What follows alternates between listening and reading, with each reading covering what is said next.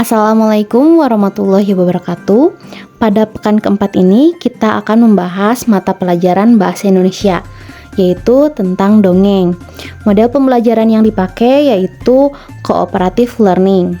Pertama-tama kita akan membahas dulu apa yang dimaksud dengan dongeng, definisi dongeng itu sendiri, macam-macam dongeng, serta unsur-unsur intrinsik yang berada pada dongeng.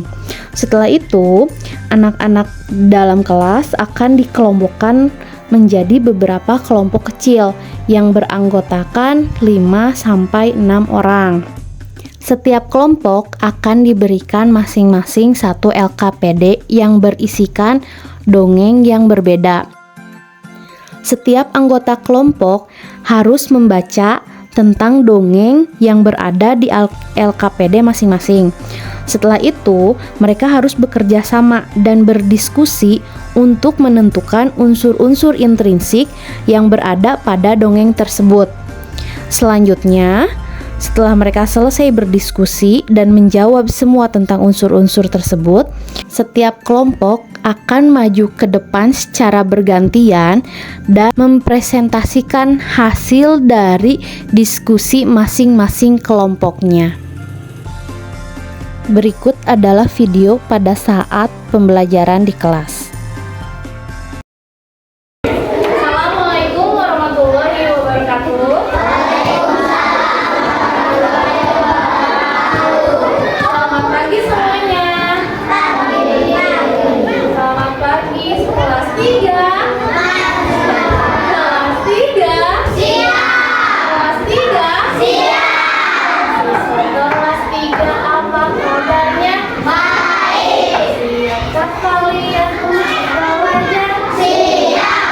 Semangat semuanya, dengar sesama siswa kelas 3 semuanya. Hebat, tepuk tangan dulu dong semuanya. Oke, hari ini kita absen dari pertama ya.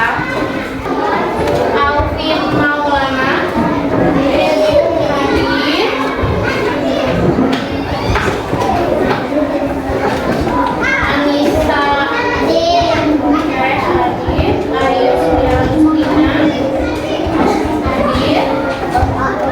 Agustia Hadir, Agustia, Azam Hadir, Chelsea, Citra, oke, Dea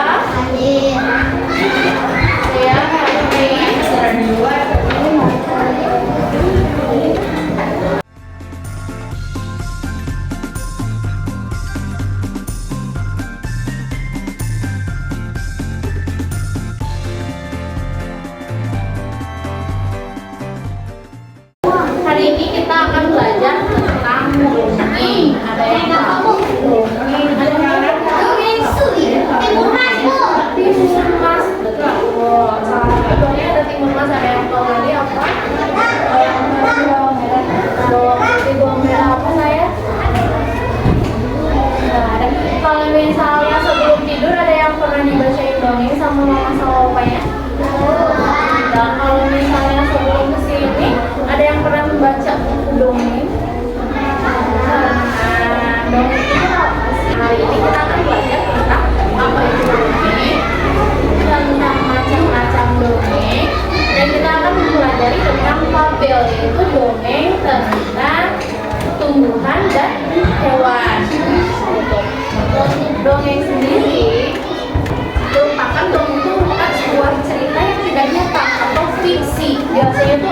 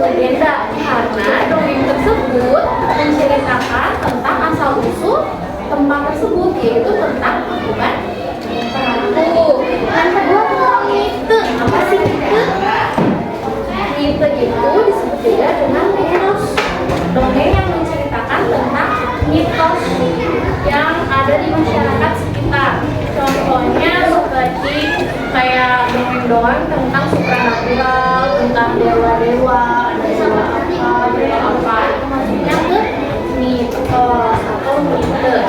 Ada 6 ya, fabel, legenda, mite atau mitos, sage, parabel, sama jenaka. Kalau jenaka itu tentang dongeng yang lucu-lucu yang membuat semua orang tertawa ketika mendengar atau membaca tentang dongeng tersebut. Coba contohnya kalau dongeng kata